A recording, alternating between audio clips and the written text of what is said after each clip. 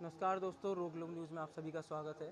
मैं यशदीप आर्य इस समय उपस्थित हूँ काट बंगला गब्बर बस्ती। जी हाँ दोस्तों, अभी एक खबर हमारे सामने आई कि आज सुबह काट बंगला में अतिक्रमण के नाम पे कई मकान जो हैं वो ध्वस्त कर दिए गए।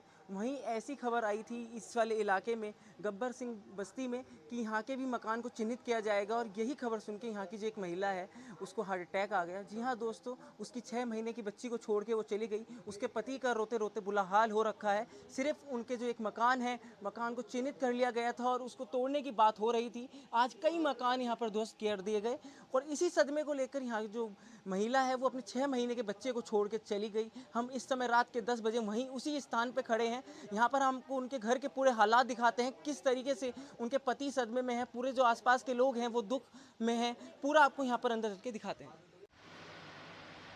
मैं इस समय उस कमरे में हूँ, मेरे साथ उनके हस्बैंड हैं जिनकी वाइफ को अटैक आया, और वो क्या कहते हैं पूरे जो मामला है वो मैं आपको दिखाता हूँ। और ये 6 महीने का बच्चा है जिसको उसकी माँ छोड़ के चली गई सदमे के कारण। क्या पूरा मामला है पता करते हैं इनके हस्बैंड से। सर, दिन में काट बंगले में बसी टूट रही थी। ठीक, मैंने आके घर पे बताया। वो कहने लगी अनम मेरे बच्चे कहाँ रहेंगे।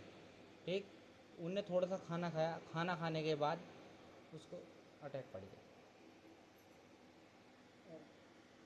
ये मेरी बेटी है।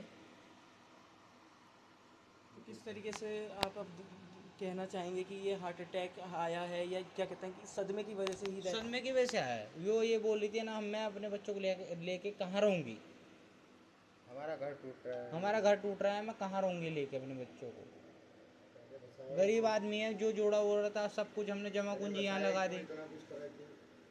जो देहरादून में कमाया था हमने सब कुछ यहाँ लगा दिया अपना। हम कहाँ जाएंगे लेके।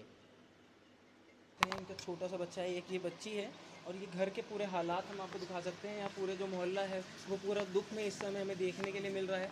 यहाँ पर पूरे मोहल्ले के वासी भी हमारे साथ हैं, उन लोगों से भी थोड़ा सा आपको बात करवाएंगे क्या पूरा मामला है, क्या पूरा सुबह ध्वस्तीकरण के बाद ये जो हादसा हुआ है इसके बारे में बात करते हैं। देखा काट बंगला में ध्वस्तीकरण हुआ। एक तो जो हमारे आज अधिकारी आए थे नासिर खान जी, उन्होंने किसी की ये नहीं सुनी कि कौन सन 2000 जो जियो लागू हो रखा था, सन 2011 मार्च सन 2016 का लागू हो रखा था, उन्होंने किसी की नहीं सुनी। उन्होंने आवेद ऐसा अपनी मनमानी करके सबके घर तोड़े हैं, और कुछ के अपने मनमानी से रोक दिए हैं। उन्होंने सन 2013 वाले के घर तोड़े, सन 2015 वाले के घर तोड़े, सन 2014 वाले के घर तोड़े। उनकी मनमानी ऐसी हो रही थी कि वो सरकार से ऊपर हो रखे हैं, हर चीज़ से ऊपर हो रखे हैं, कोर्ट से भी ऊपर हो रखे हैं। उन्होंने ऐसे घर तोड़े हैं जो कि सन 2013 से भी रहने हैं, 12 से भी रहने हैं, और 16 से भी रहने हैं। खुद मैं स्वयं उसका भोगी हूँ कि मेरा घर सन 2015 से है। मेरे पापा कुमाऊं रेजिमेंट में इस भारत देश की सेवा करते करते करते वो आज मृत हो गए हैं।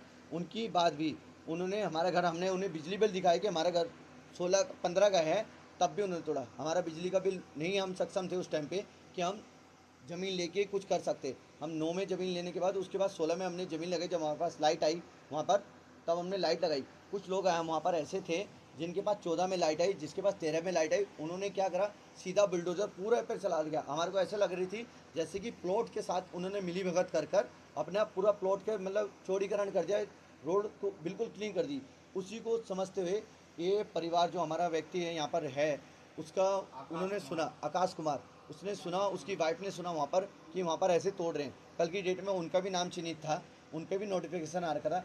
उन्होंने अपनी जमा पूंजी कर्ज पीज पानी कर अपना घर बनवाया, अपनी झुग्गी झोपड़ी बनाई, जो कि आप देख सकते हैं टीन के कमरे में रह रहे थे। वो गरीब परिवार का व्यक्ति था। वो उसने सुना, और उससे वो इतना आहत होगी उस चीज़ को देखकर कि जब इनका नहीं रुक रहा है, जो कि हर चीज़ में सक्षम है, तो हमारा कैसे रुकेगा। उस चीज़ को वो अपने दिल पे इतना ले चुकी थी, इतना वो अपने आप को डिप्रेशन में ले चुकी थी, उसे हार्ट अटैक पड़ा। और जो आप देख सकते हो, वो अपनी 6 महीने के बेटे को और 2 साल की बेटी को छोड़कर और अपने हस्बैंड को छोड़कर आज स्वर्गवास हो चुकी है।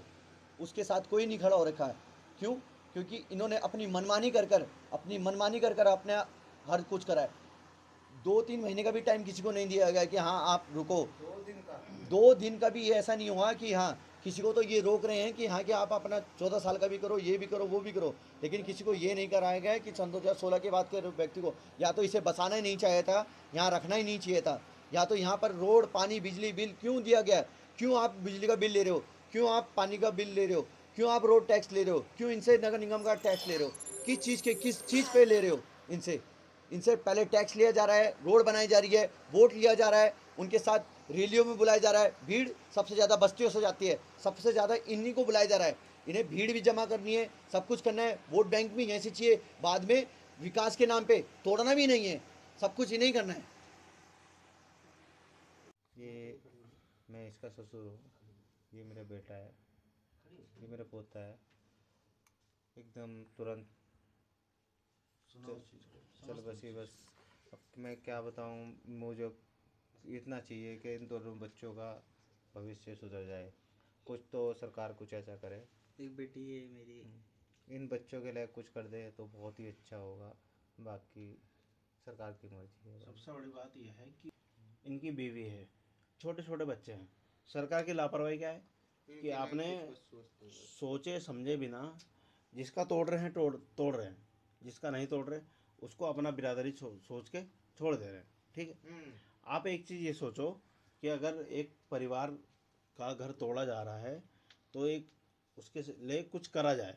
सरकार क्या करती है, अगर दोस्तीकरण किया जाता है तो उसको एक आवाज़ दिया जाता है या जो भी दिया जाता है। ठीक है, इस परिवार को या जो भी परिवार के मकान तोड़े गए हैं ना, उनको कोई भी आवास नहीं दिया गया है। ठीक है, अगर आवास दिया जाए तो एक परिवार ये सोचता है कि हाँ ठीक है, हमको आवास मिलेगा, तो उसको एक सहारा मिलता है। इतना बड़ा हादसा हो हाँ, इतना हादसा होने से पहले वो टल जाता। अब आज एक मौत हुई है, 3 दिन का नोट टारगेट दे रखा है इससे पहले कि इससे पहले मौत हुई थी पहले। एक चीज एक महीना हुआ अभी इसी मोहल्ले में। एक ही चीज चाहते हैं कि इन बच्चों को कुछ अब सरकार ये सोचो, ना मैं खुद साक्षी हूँ चीज का। हेडपम्प के बगल में 2 घर ऐसे थे जो टूटे थे। 3 दिन भाई, ये 2 नहीं। तो मैंने आपको पूरा दिखाया कि किस तरीके से अंदर के क्या हालात हैं, क्या एक ध्वस्तीकरण के कारण ये बच्चे 6 महीने का जो बच्चा छोड़ के गए हैं उसके पालन पोषण की जिम्मेदारी क्या सरकार की होगी। जो 1 साल की उनकी लड़की है, क्या उसके आगे की शादी का खर्चा सब कुछ उसके क्या सरकार करेगी। इसी तरीके के हम आपको पूरी जो है कवरेज देते रहेंगे। लगातार बने रहिए रोग लोग न्यूज़। सबसे बड़ा रोग क्या कहेंगे लोग।